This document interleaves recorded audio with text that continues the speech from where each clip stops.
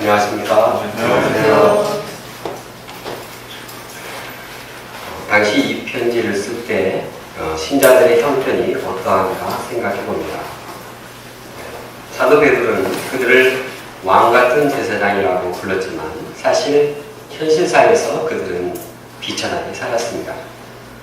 그들은 동족의 박해를 받아 먼 이방 땅으로 나왔지만 반겨줄 없었습니다. 서럽고 외로웠습니다. 버젓한 직장에 취직할 수도 없었습니다. 그들은 대부분 주인 밑에서 일하는 하인들이었습니다. 마치 그들은 동남아에서 일하러 온 불법 체류자들과 같았습니다. 거기다가 그들은 현지인들과 신앙이 다르기 때문에 따돌림을 당해야 했습니다. 본문은 이런 상황에 있는 신자들에게 그들이 어떤 생활을 해야 되는가 말씀하고 있습니다. 본문을 통해서 우리 신자가 실제 생활 속에서 어떻게 살아야 하는가를 배우기 원합니다. 첫째, 내면에 파고드는 육체의 정욕을 제어해야 합니다. 신자는 먼저 자신 안에 있는 정욕의 세력을 끊어야 합니다. 정욕의 세력은 계속적으로 신자의 마음에 들어와서 싸움을 일으킵니다. 정욕은 때와 장소를 가리지 않고 공격합니다. 육체의 정욕은 영적 상태가 좋을 때뿐만 아니라 하나님의 은혜를 받고 난 후에도 주저함없이 찾아옵니다. 특히 현실적으로 어렵고 힘들 때 마치 돌파구가 되는 양 정욕의 세력은 강력하게 유혹합니다. 또 집안에 있으면 인터넷 음란 사이트를 통해서 또 집 밖에 나가면 심한 노출 현상을 통해서도 정욕의 유혹을 받기도 합니다. 정욕은 남녀노소를 불문하고 신자와 불신자를 가리지 않고 무차별하게 모두를 공격합니다. 마음의 음욕을 품게 합니다. 과거의 정욕된 습관대로 살게 합니다. 사람 마음을 붙잡고 괴롭힙니다. 그렇기 때문에 신자는 계속해서 파고드는 정욕의 세력을 죽여야 합니다. 내 영혼이 죽느냐, 또 정욕의 세력이 죽느냐, 이제 치열한 영적 전투가 항상 이루어지게 됩니다. 신자는 영적 전투를 통해서 정욕을 뿌리 뽑아야 합니다. 정욕이 생길 때마다 예수 그리스도 앞에 나가서 정과 욕심을 십자가에 못 박아야 합니다. 갈라디아서는 말씀합니다. 그렇고 그리스도 예수의 사람들은 육체와 함께 그 정욕과 탐심을 십자가에 못 박았느니라. 이 시간에도 우리 마음에 파고 있는 또 우리 마음에 있는 육체의 정욕을 예수님의 십자가 앞에 내놓고 못을 박아야겠습니다. 우리 신자가 육체의 정욕을 십자가에 못 박을 때 거기에 영적인 새로운 힘이 생깁니다. 거룩한 마음 가운데 성령의 은혜가 함께합니다. 그래서 우리는 정욕으로부터 자유하게 되고 또 밝고 즐거운 생활을 하게 됩니다.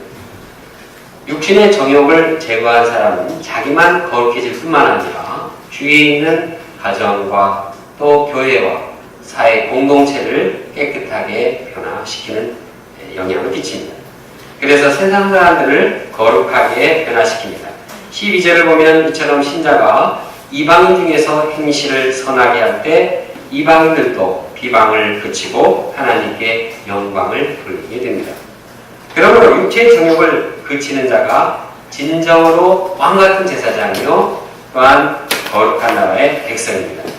따라서 신자가 최우선적으로 해야 할 일은 육체의 정욕과 싸워서 내면을 절제하는 일입니다. 만약 신자가 내면의 육체의 정욕을 제어하지 못할 때 어떻게 됩니까? 비참해집니다. 그가 신자요 목자라고 불려도 겉으로 거룩한 행동을 하는 척 하더라도 내면의 육체의 정욕을 제어하지 못하고 이를 즐긴다고 하면 그는 불신자와 다를 바가 없습니다. 그는 왕같은 제사장이 아니요 거지 같은 제사장이에요. 거룩한 나라 백성이 아니라 타락한 나라 백성입니다. 그는 자기 몸을 더럽게 할 뿐만 아니라 가정을 더럽게 하고 또 공동체에 더러운 악영향을 끼치는 자입니다. 이런 자는 무엇보다도 먼저 내면의 정욕을 제거해야 합니다. 구체적으로 매일 아침에 일어나서 말씀을 묵상함으로 마음을 깨끗하게 해야 합니다.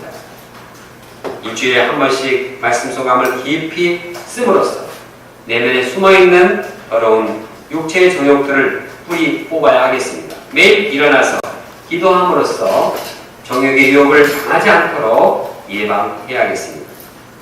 개인적으로 제가 예수님을 처음 믿었을 때 기대하는 바가 있었습니다. 신앙의 경륜이 쌓일수록 육체의 정욕이 점점 사라져서 나중에는 정욕의 싸움은 이제 없어질 줄로 생각했습니다. 공자님도 말씀하시기를 사람이 40세가 되면 불옥의 경지에 이른다고 했습니다. 하물며 경건한 신자가 40세가 되면 정욕의 유혹을 받지 않고 천사의 경지에 이르지 않을까 기대했습니다.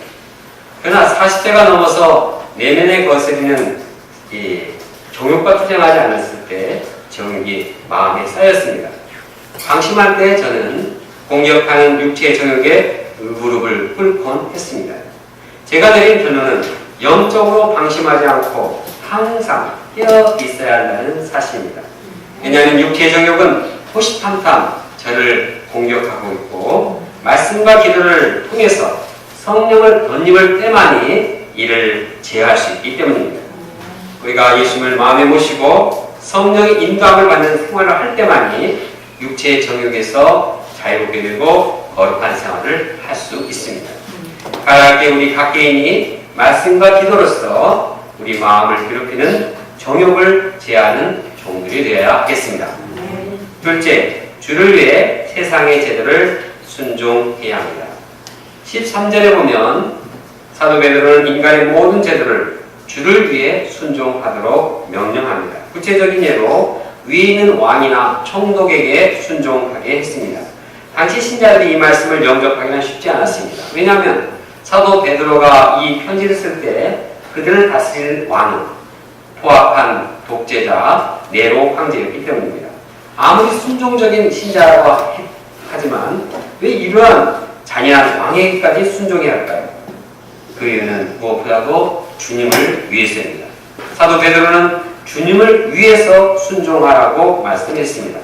주님을 위해서, 이것이 신자의 모든 행동의 지침입니다. 위에 있는 네로 황제에게 순종하는 일은 네로 황제를 위해서가 아니라 근본적으로 주님을 위해서입니다. 즉 왕에게 통치 권위를 주신 주님의 주권에 순종하는 것입니다. 따라서 주님을 위하는 일이 아니라면 결코 세상 제도나 세상 왕에게, 세상 통치자에게 순종할 필요도 없고 또 순종해서도 안 됩니다. 예를 들어 네로 황제가 황제 숭배를 강요하는 일은 주님을 위한 일이 아니기 때문에 순종해서는 안 됩니다. 그러나 14절에 나온 것처럼 악행하는 자를 징벌하고 선행을 하는 자를 포상하기 위해 보낸 총독이나 통치 제도에 대해서는 적극적으로 순종해야 합니다. 신자들이 권선징악을 이루는 제도와 법을 적극적으로 순종할 때 그들을 비방하던 불신자들의 무식한 말을 막게 됩니다. 신자들이 세상 통치자들의 제도에 순종한다고 하면 그것에 대해서 누가 신자들을 비난할 수가 있겠습니까? 신자는 그리스도 안에서 자유로운 자입니다. 그러나 자유롭다고 해서 아무렇게나 방종해서는 안 됩니다. 특히 세상 권위에 대한 자발적인 순종으로 나타나야 합니다. 신자는 자유를 오용하는 악덕을 행하는 신자는 자유를 오용해서 악덕을 행하는 구실을 삼아서는 안 됩니다. 자유를 방종하는 구실로 삼아서는 안 됩니다.